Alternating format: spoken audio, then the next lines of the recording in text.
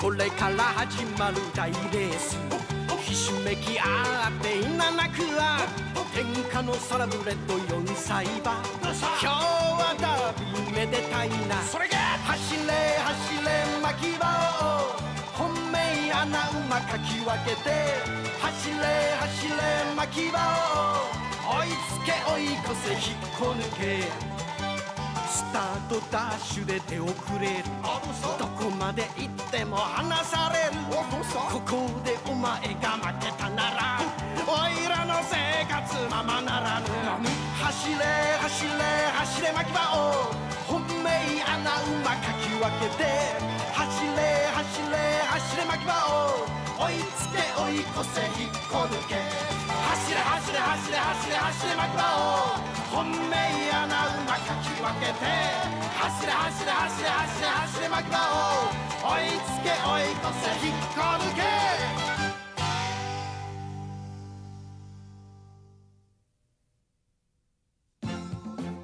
Matapos paliwanagan ni Timba, nalaman ni Makibao na meron pala siyang sariling estilo sa pagtakbo at nagpasya siyang sumali sa nakaugalian nilang 20 kilometrong karera ng kabayo para sa mga bata.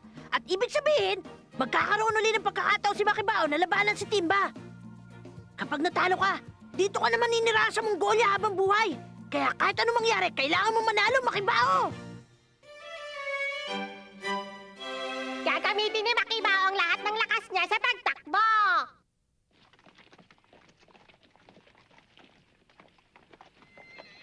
Wow!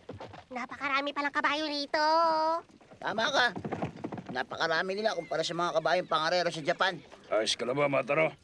Mataro, huwag mo sana kakalimutan. Humawa ka ng mabuti sa renda. Si Bossing Onald na lang ang bahala sa lahat. Oo, gawin natin ang lahat, Makibao. Kapag nanalo ka ngayon sa karerang to, makakabalik ka na sa Japan.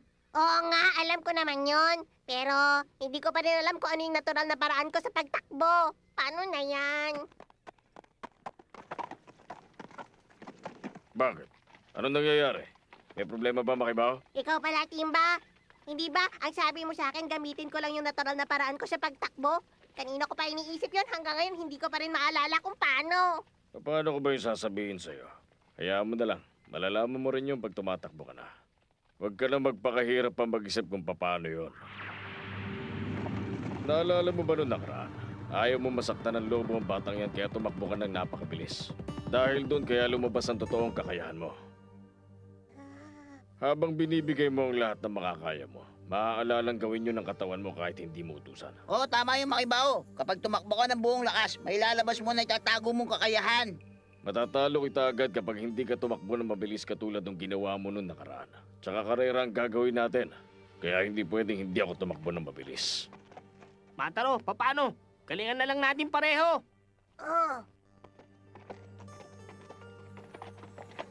Nag-aaksaya ka pa rin ng panahon sa kabayong yon? Hindi ba sinabihan na kita na huwag ka nang lalapit sa kanya? Alam mo, tamad si Timba kapag karaniwang araw, pero bigla siya sumisigla kapag may kompetisyon. Yun nga lang, medyo mabilis siyang tumakbo, pero masama talaga ang ugali niya. Hindi totoo ang sinasabi mo tungkol sa kanya. Itong nakaraang araw, iniligtas niya kami sa mga lobo dun sa kakahuyan. Ginagawa niya lang naman yun para magustuhan siya ng mga tao. Hindi mo kasi naranasan yung nangyaring aksidente noong may 2 taon na nakararaan. Kaya nasasabi mo yan. Alam mo bang siya naging dahilan ng pagkamatay na marami naming kasamahan? Isang mabuting kabayo talaga si Timba. At saka naniniwala ako na hindi niya kasalanan yung nangyaring aksidente. Tumahimik ka nga! Kasalanan niya yun. Kaya hindi ko siya mapapatawad.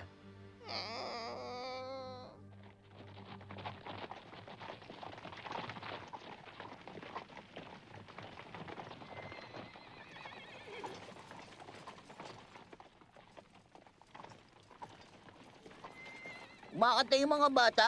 Ba't kumakanta? Ginagawa nila yan para sumama ang mga espiritu nila sa mga kabayan nila. Makapangyarihan pala ang kantang yon. Oo nga. Parang kayang paggalawin ng kanta na yun ng lupa. Ayos. Makibao, paano? Kailangan na natin kumilos ngayon.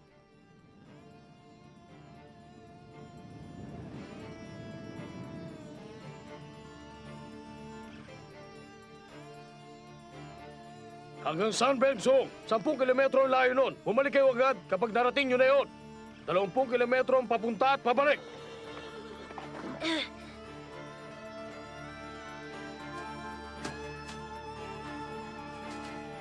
Ready! Go!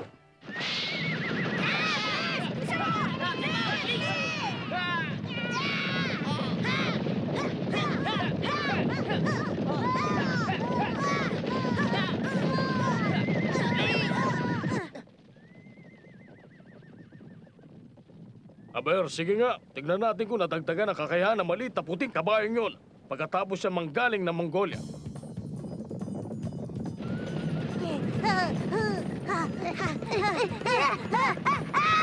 Naku po, Makibao! Masyado ka mabilis! Huwag ka maingay, Mataro. Di ba sabi mo gusto mo manalo sa karera to? Ayos, tama lang ganito, Makibao. Kahit kasi simula pa lang, gagamitin ko ng lakas ko.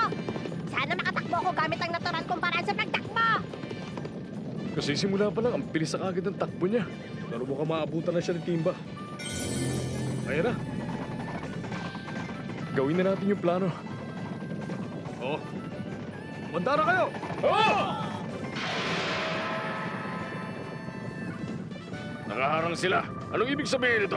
Huh, alam mo naman ang dahilan, hindi ba? Ha? Tingnan niyo yun! Ano yun? Oo nga, pinalibutan ng mga kabayo si Timba. Ano ibig sabihin nun? Hindi na kami papayag na manalo pa uli masamang kabayo na yun. Hindi na siya mananalo ngayon.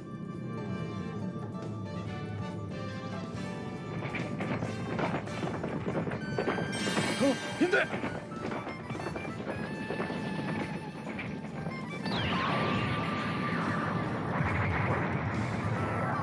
Tingnan niyo! Lumilipad siya! Nakalipad nga siya. Ayan na siya! Papunta na siya rito! Grabe, napakahirap talagang talunin ng kabayo na yun, ah. Ayos, makikita na natin siya makipagsabahin kay Makibao. Kahit na mauna pa tayo, sigurado aabutan niya pa rin tayo. Tignan nyo, ganun pa rin ang ayos sa mga binti niya. Ganun pa rin ang ginagawa niya pagtakbo. Kakaiba talaga ang estilo niya.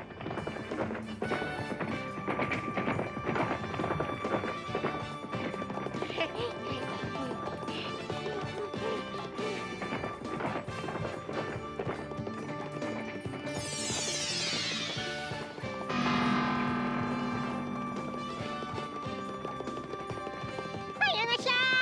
Sige, kahit na anong mangyari, hindi dapat mauna si Timba. Gawin mo na ang pinakamabilis mo takbo. Hayaan mo makita niya ang totoo mong lakas. Narinig mo, Makibao. O sige!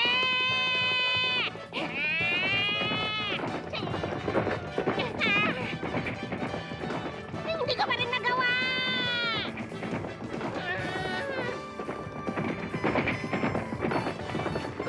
Bakit ganun? Ginagawa naman ni Makibao ang lahat. Pero bakit hindi pa rin nagbabago ang pagtakbo niya? Bakit ganon? Hindi ko kaya!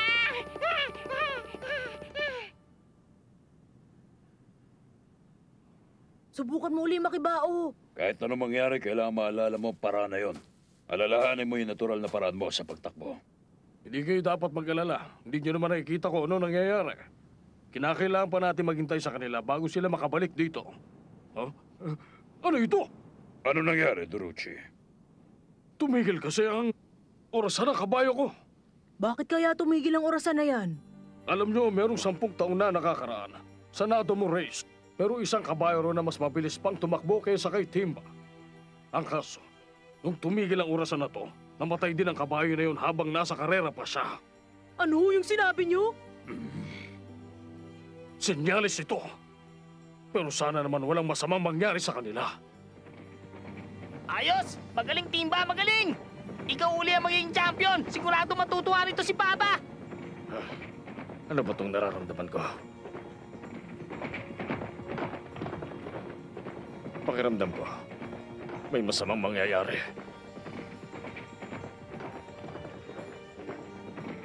Bakit kaya? Ano ba yun? Bakit, Timba? Tignan niyo si Timba! Bakit parang kakaiba kinikilos niya? Tama na, Timba! Hinaan ko lang! Hinaan ko lang! Naku po, nahulog si Dory! Kakaiba ang kilos si Timba. Ano nangyari sa kanya? Bakit ba? Ano ba nangyayari sa'yo? Maayos naman ang takbo mo kanina, di ba? Huwag kang lumapit sa akin! Ano ba nangyayari dyan? Huwag kayong lumapit! Diyan lang kayo! Bakit Bakit ganon? Bakit parang nagagalit si Timba, bossing? Ano kaya ang problema niya? Ha?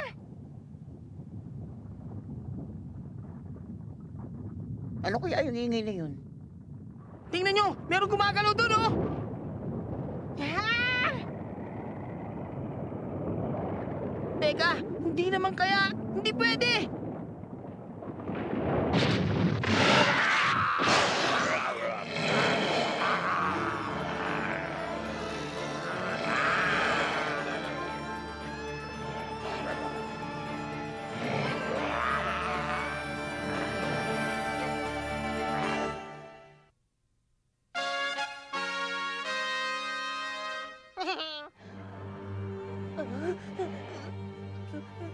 Paano nangyaring napunta yung mga lobo dito?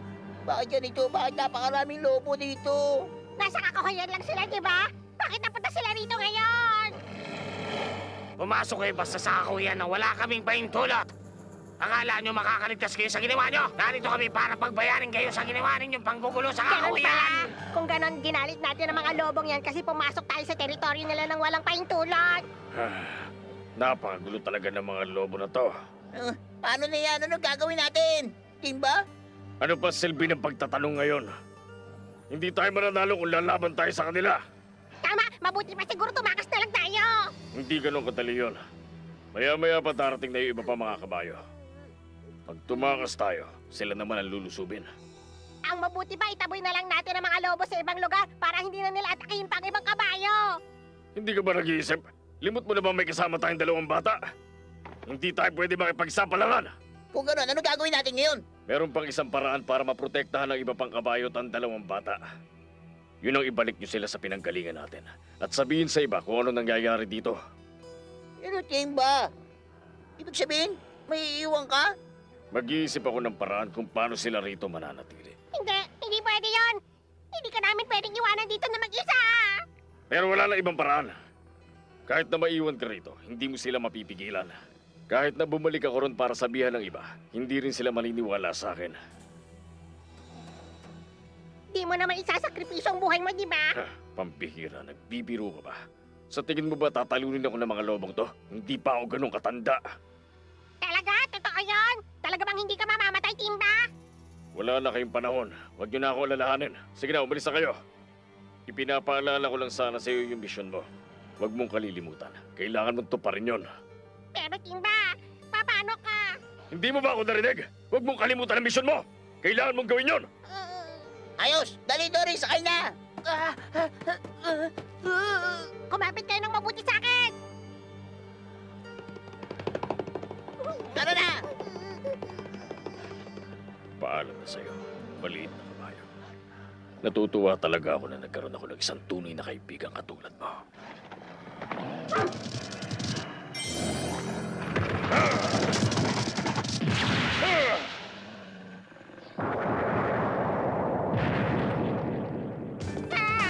Hindi siya pwedeng mamatay! Hindi siya mamamatay! Hindi yan pwedeng mangyari! Kailangan ka makabalik ni Timba!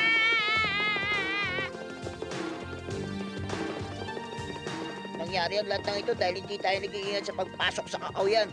Pero hindi natin sinasadya magalit ng mga lobo. Kaya naman hindi na dapat madamay pa rito ang iba. Huwag nating hayaan na may madamay pang iba! Hindi natin dapat hinayaang isakripisyo ni Timba ang sarili niya!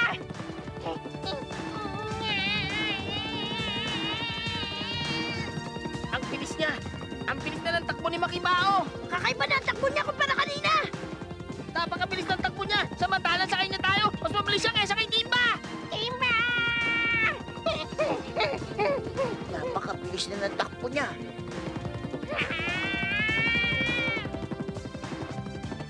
Nagbago na ang paraan ng pagtakbo ni Makibao. Teka, ito na kaya yun? Oo nga! Iba rin ang takbo na to sa pagtakbo ni Timba. Hindi kaya ito na yung sinabi niya? Oo nga, tama. Ito na nga siguro yun. Malamang ito na yun. Ito na yung natural na paraan ni Makibao sa pagtakbo.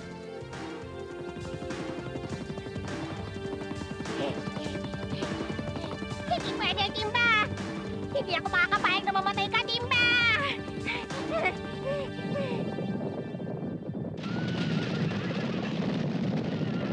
Nakakasar, hindi na natin makita yung dalawang kabayo.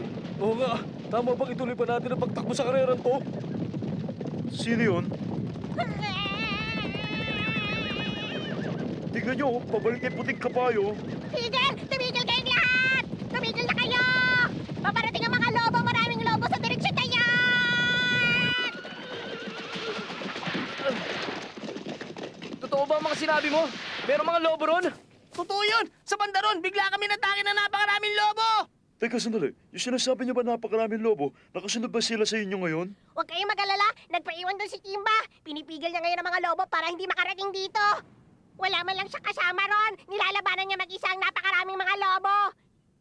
Inutusan ako ni Timba na bumalik dito para sabihin sa inyong lahat na huwag na kayong pumunta sa lugar na yon. Pero ngayon ko lang naisip na hindi ko pala siya dapat iniwan na mag-isa. Nangyari yon dahil basta na lang kami pumasok sa teritoryo ng mga lobo. Alam kong wala akong karapatan na makiusap sa inyo.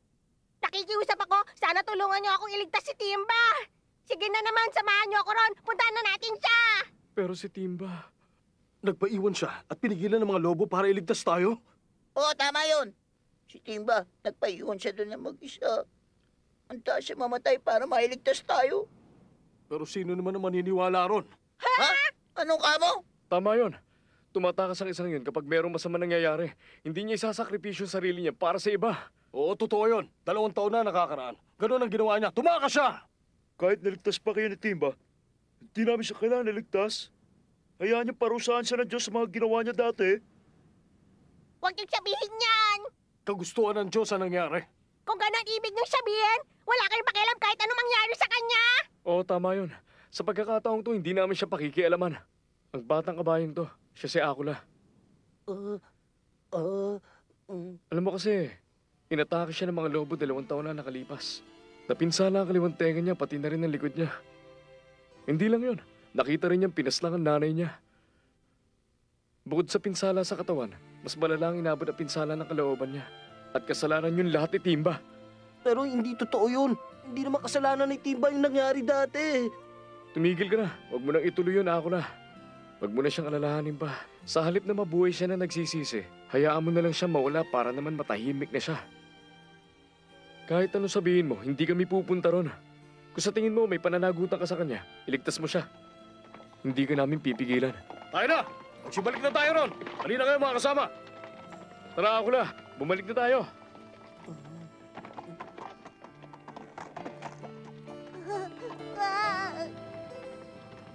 Mga walang puso! Ang totoo niyan, wala kang karapatan humiling sa kalina ng kahit na ano. Paano na, Makibaw? Ano nang gagawin natin ngayon?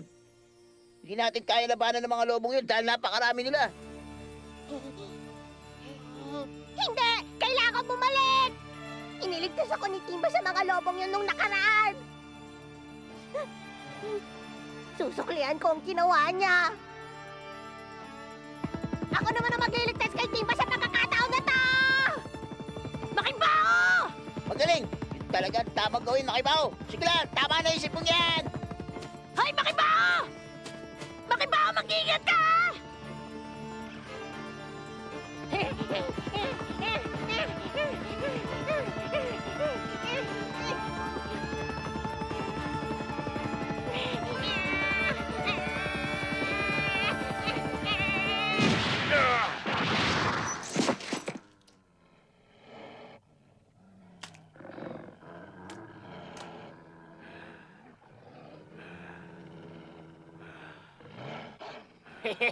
Ano, hindi mo na ba kaya? Pero huwag ka mag-alala. Mamaya lang, bubuti na ang pakiramdam mo. Dapat pag-ingatan mo yan, lalamunan mo!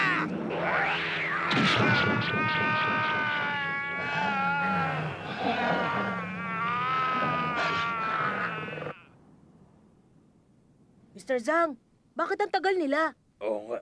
Dapat nakabalik na sila sa mga oras na to. Kung ibabase ang takbo, sa bilis si Makibaw at ni Timba. Tama ka. Ang inaalala ko ngayon, baka may nangyaring aksidente. Bilisan nyo! Ilabas nyo mga kabayo! Pupunta natin sila! Hintayin mo